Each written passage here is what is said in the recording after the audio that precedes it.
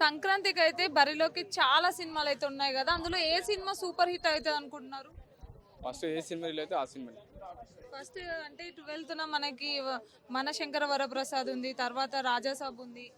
ఆ, నేనైతే ఫస్ట్ సినిమాకే నేను రెస్పెక్ట్ ఇస్తా. సినిమా అయితే చాలా బాగుంది. దాంట్లో చిరంజీవిది లుక్ అని స్టైల్ ఒక స్టాప్ వచ్చింది కదా, మాడు తన గ్రేస్ చాలా బాగుంది. ఖైదీ నెంబర్ 150 ఉందా, దాంట్లో స్టెప్ ఉందా, ఆ స్టెప్ మళ్ళీ ఇప్పుడు కవరింగ్ అని నేను అనుకుంటున్నాను. ఆ స్టెప్ వేస్తే ఆ ఏజ్లో కూడా ఆ స్టెప్ వేస్తా అంటే చాలా గ్రేట్ అనుకోలే. ఫ్యాన్స్ కూడా చాలా మంది అనుకుంటారు బయట ఆ స్టెప్ వేస్తా చాలా గ్రేట్ అనుకోలే. సినిమా మాత్రం మామూలు ఏదో ఒక హై లెవెల్ ఉంది, చాలా బాగుంటుంది సినిమా మాత్రం.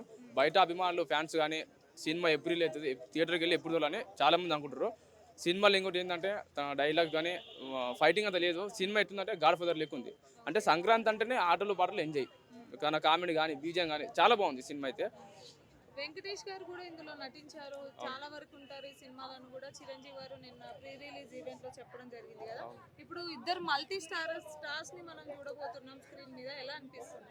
నాకైతే చాలా బాగుంటుంది ఇద్దరు. ఎందుకంటే పోయినసారి సంక్రాంతికి ఒకటే మన ఎవరు వెంకటేష్ ఒకరే ఉన్నారు కాబట్టి ఈసారి మాత్రం ఇద్దరు మన మెగాస్టార్ చిరంజీవి విక్టర్ వెంకటేష్ ఉన్నారు కాబట్టి ఆ డైరెక్టర్ అనిల్ రావిపూడి కాంబినేషన్లో సినిమా మాత్రం మామూలు ఉండదు. చాలా బాగుంటుంది సినిమా అయితే. బయట ఫ్యాన్స్ వెయిట్ చేస్తారు సినిమా ఎప్పుడు రిలీజ్ అని.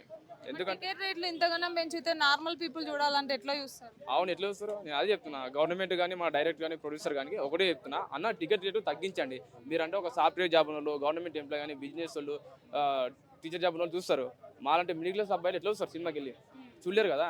కొంచెం రేట్లు కొంచెం తగ్గిస్తే ఒక మినిమం 400 లేదంటే 500 వరకు పెట్టండి, అంతకంటే ఎక్కువ పెట్టకండి. మాయస్తులు చూడలేం.